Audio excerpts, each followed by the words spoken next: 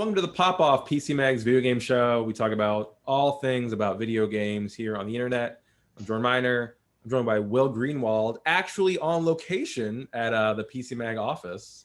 Yep, we're doing some work here. Cool, but we had to rope you into this episode. We had to get you on here to talk about some very big breaking news from this morning, as of this recording. Surprise to everyone. Yeah, there's a new Nintendo Switch coming out, and it's not called the new Nintendo Switch. After months of speculation, Nintendo revealed an improved version of the Switch that's coming out this October, and we saw the trailer for it. We got all the details, and we're going to talk about it. So, Will, what is it? I have so many questions. I can't even form sentences anymore. What is this thing? Technically, it is the Nintendo Switch (OLED) model. That's what they put on their website. It's not the Nintendo OLED Switch or OLED Nintendo Switch. It's just (OLED) model. So they're not really hyping it up as a big change like the Switch itself or the new 3DS from the 3DS even. Like, basically, they're making a handful of little changes which sound really nice to it, but this is not a huge change from just the general concept or processing power of the Switch. It has a bigger 7-inch OLED screen, which means it can offer perfect black levels. It might have wider color. It might look a whole lot better. And it has 64 gigs of onboard storage instead of 32. That's a nice update. It has supposedly enhanced sound, like the speakers look like they might be bigger. And the kickstand on the back is now wide, like it covers the whole back of the system instead of this tiny little plastic strip that just so easily breaks off and was pretty junk. So those are the main things that have changed for it so far. This is not a new Nintendo Switch or a Switch 2 or a Switch Pro. It doesn't have DLSS, ray tracing, new NVIDIA processing stuff, or at least it doesn't seem to. Nintendo hasn't said anything about it. This is the same power, the same graphics as you're going to get with the regular Switch. It's just the screen's nicer and there's more storage. Yeah, so let's talk about that. One, I love that it's not called the new Nintendo Switch. I always thought that was a dumb name. Of course, they still might make a product called that in the future. But yeah, you can't. When you're on the internet, you always got to take all these rumors and stuff with a grain of salt. But after all this speculation about there being a new Switch and the fact that they are doing a new one, the thing that sticks out to me about all these things is that aside from the power difference, and that's a big if, everything they changed here was kind of lining up with things that we've been hearing, like the 7-inch screen, like the OLED display. We had heard about that. The fact that it is more expensive, it costs $350 as opposed to $299. So the fact that they have everything else that you probably would expect in a Switch Pro, except for more power, to me is kind of interesting. You could say it's disappointing, but that angle of it is what I found kind of more fascinating. But what do you think? Yeah, I'm looking forward to checking it out. I think my favorite change might actually be the improved kickstand, because it's just impossible to keep it steady on a table with a little plastic strip. So I think this just be a big ass easel is nice. OLED's great. I've long been a proponent of OLEDs, usually for TVs, but I think they look great in phones and game systems. Like the PlayStation, like the Vita, yeah. 10 years ago. Although they actually swapped, like in later Vita models, like the Vita Slim, they swapped that out for an LCD screen. So who knows? It's probably going to look great. It looks like it's going to have the same battery life too. This is really you can tell it's not even like that big in update because Nintendo didn't even put out like a direct for it. Right. It was a press release, and then they said like, oh yeah, here's a little trailer that was just, happy people in stock photos playing with a Switch, like just the same thing. So this is not a huge change, and it does leave room for them to put out a Switch Pro or a Switch 2 later. But I don't think they're gonna try to do that as long as they'll still sell the original Switch. Like if this is a $50 premium and it's like, this is the slightly better Switch instead of this is the new Switch you can buy now, the only Switch there is, that'll be a difference. But if this is just the step up one, I think they're holding off to make any changes till this point, late 2022. Okay, interesting. No, about the battery. The battery is the better battery that they introduced with the Switch Lite and they added that to the base Switch too. So you'll see if you have like me, like an original 2017 Switch, if you get this, you would get some battery life gains. Yeah, So 4.5 to 9 hours, depending on what you run. Hollow Knight's going to last longer than Breath of the Wild. So, but yeah, I mean, it is. Yeah, that's the thing we haven't really talked about. That Nintendo stealthily released a new version of the Nintendo Switch a couple years ago right. without saying anything. Just like this one has a bigger battery, and this one's like it has the same battery but has some other little changes. So yeah, I think people who are counting on a new NVIDIA chipset with DLSS and ray tracing and 4K graphics are going to be disappointed. I'm not disappointed because I thought that was pretty ridiculous to think that they do it to begin with. Maybe for the Switch 2 in a few years, but we're not going to see. I mean, also considering, I think the thing to consider with all new hardware from this and the new consoles is that there's still a pandemic going on that is throttling chip supplies. Yep, and not just that, there's also the pandemic of cryptocurrency, which is also making silicon hard to get because anyone who's tried to buy a graphics card in the last like 3 years knows how hard it is, and just there's a worldwide chip shortage in general. We're seeing that extend everywhere. So like maybe we can't necessarily blame this entirely on COVID, but yeah, there's still like a little bit of it. Yeah. Silicon. And I think also just like no matter the Switch is still selling so well. I think like no matter what, they would sell out like however many as they can make. And that they were trying to like source these new chips that they just couldn't get, especially like with such a tight turnaround.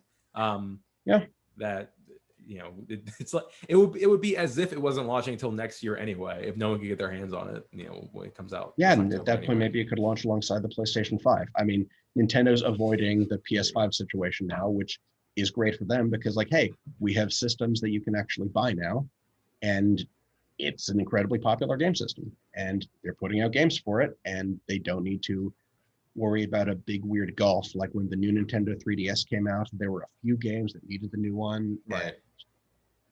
Like, just it got very weird around that point. Like, Nintendo is not an issue now. The Switch games are Switch games. Nintendo has this whole history of kind of doing iterative, not even like improved hardware, but just like improved like specs, but just hardware that's like the form factor changes. And I was trying looking at kind of past precedent. Maybe the thing to compare this to is not like the new 3DS, but just like the 3DS XL, or like because that just had a bigger screen. And yeah, I mean you could say that. It is. I almost think the better comparison would be like the Xbox One to the Xbox One S of like, okay, oh yeah, here's some nice quality of life changes that are going to be like pretty great to have. And but it's still fundamentally the same thing. And unlike the Switch Lite, with this, you're not losing any functionality. You're gaining it in some small but appreciated ways. Dock it, and now you can actually put it on a table, and it'll hopefully be sturdy. Yeah. Something about the trailer I was found interesting too was some of the games they chose to highlight. Coming out of E3, my opinion was that a lot of the games they have coming out this fall are very cool, Metroid Dread and WarioWare and whatnot, but it feels kind of like those to me kind of almost feel like end of life games. And then when you start to look at some of their 2022 stuff, it's like kind of games that you could use to hype up a new piece of hardware, like Pokemon Arceus and Splatoon 3 and Breath of the Wild 2, which they're still saying is coming out next year. But they had footage of all of those games in this Switch OLED trailer. And not to say that, I wasn't thinking that those games were going to be like a Switch Pro exclusive or anything, but like even still getting people to associate those games with this hardware, I think maybe something. It could be nothing, but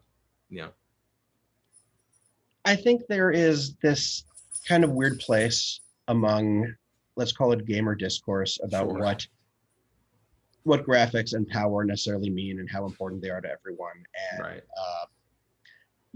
definitely seeing on the Twitter, a lot of people just basically saying they can barely touch a Switch game because it doesn't have ray tracing and just weird things like that. And let's keep it nice and vague here. Sure. Yeah. But like, I love my Switch. I've been playing just a ton of it because there are good games that came out. And one of the ones I've been playing the most lately is the the remaster of the PlayStation 2 game Shin Megami Tensei 3 Nocturne. So that tells you what level I'm on. And I think that there are a lot of people like me in terms of having fun on a system, not in terms of being deep into weird Japanese RPGs, but in terms of like, here's the thing I have fun with. So I'm not going to worry too much about ray tracing. And for a lot of that audience is also, I don't know what ray tracing is. Right. And there is definitely like this huge audience of, you don't know what meat is inside the Series X or the PS5, and you don't have to. If you have one, you know it looks amazing, but if you don't, the Switch is pretty amazing to have too. And there's tons of games on it. And I wouldn't say it's nearly end of life yet, because there are still so many games that are coming out, and it is still has pretty strong momentum. I mean, also keep in mind when Nintendo end of life is, there were new 3DS games going like 2 years into the Switch's life. So we don't even have a replacement named yet. I don't think that we're going to be seeing the Switch fade anytime soon, even without a upgraded version. Oh yeah, to be clear, I didn't think they were going to like kill off the Switch or anything. I just felt like the idea of like the Switch Pro, or them doing like you know, kind of like a mid-gen, like a, you know, more significant mid-gen refresh. Those felt like the kinds of games that they would get out there before doing that. But you know, that's just kind of speculation. And yeah, as to your point, as to yeah, like most people just don't care. I think we're at the point now where they're like, for 4K TVs are commonplace enough, where like 4K output would have been like a meaningful thing for most people, but that's still kind of like on the bubble. It's also for people who would even like appreciate it necessarily. It would be good, definitely, but I mean, that requires power that Nintendo historically hasn't really embraced. Like, it took them a long time just to jump to 1080p. Right. And, you know, the Switch is, let's face it, it's a tablet. Yes. Like, there is a limit to what you can realistically do with it. It's why I've been skeptical about the new NVIDIA chipset with ray tracing and 4K. It's like, there's only so much you can do with a small form factor while keeping it both thermally stable and remotely affordable. And Nintendo's been focusing a lot on that, which is why even this new Switch is like $350. That's, you know, is a little pricier, but it's still, price. Yeah. I definitely think that's going to be, that's the main thing about it. And, you know, well, we aren't talking about end of life, but I do really like the idea of starting a tradition of a Metroid funeral game developed by Mercury Steam for like every generation of handheld. Because like with Samus Returns for the 3DS, and now if the Switch was being replaced, Dread would be a perfect game for that. We could start a tradition. And those are both kind of like dream Metroid games. People wanted a Metroid 2 remake for a long time, and then Metroid Dread, that name goes back like 15 years. So we need to find another like another mythical Metroid game for Mercury Steam to like bring back from the dead. I wasn't expecting to see it. Yeah, as for the 4K stuff, the only thing that made that kind of even seem plausible to me was the idea of doing DLSS, but also that even in of itself, that always felt like such a cutting edge thing that Nintendo didn't seem into. But again, so this is the Switch that's coming out this year, the Switch OLED. It comes out the same day as Metroid Dread in October. But what do you think? I mean, but do you think that this is it then? Do you think that this is all we're getting until just like another, like a true next generation Switch in like 2024 or something? Or do you think, you know, like what is next for Switch hardware now that we have at least this piece of the puzzle? Assuming that silicon availability is a factor in Nintendo's decisions, I think that, you know, if things open up and they can actually get new chips for a decent price and actually fulfill demand, we could see a Switch 2 or a Switch Pro or new Switch specifically like late next year, maybe. I don't think this is the end of Switch revisions. I think there's definitely room for like a half step to just make things look better, because there are games where there could be much better performance or it could look sharper. Like, you know, there are games that are still locked on 720. It's not great there. And I think the Switch is strong enough that, like, just the concept of it, Nintendo doesn't want to say, here's a new system. Because we've been bouncing back and forth over the last 2 decades of, you know, here's a box, it's a game system. Here's the Wii, you wave stuff around. Here's the Wii U, no one knows what it is. Here's the Switch. And it's, now the Switch really, really works. And I don't think they want to undermine it by saying, here's a new thing. Like, I think it'll be a step up. I hope so, because I mean, going back to it being a tablet, I think one of the strengths they could take from the tablet market is that it's just doing iterative consoles. Like, and if they have to get to a point eventually where some games can't run on the very oldest Switch, you know, that's fine. But I would much rather see them do that than like, than like have like a hard division between a Switch 1 and a Switch 2. I would like to see them just, and also just so they can keep moving that library forward. The Switch library is killer, and I would hate for them to have to start from scratch. Ideally, I'd like to see it jump up like with the 3DS from the DS of like, oh yeah, this is all backwards compatible, and now there's new stuff that looks way better too. Yeah, my hot prediction, if not Breath of the Wild 2, I think that if we ever see in our lifetimes Metroid Prime 4, that would be a very cool kind of like launch game almost. If a more powerful Switch is like that far out, but it could be Breath of the Wild 2. Nice. So, but all right. So that's the news. That is a new Switch. That is one we know about right now. But who knows? Not to tease people who've been teased for a long time now. But Nintendo is the most unpredictable company in this whole stupid industry, and who knows what they're going to do next. The next Switch could be something you can only buy at their theme park, for all we know. But in the meantime, Will, thanks for joining us. Thank you. And we'll talk to you next time.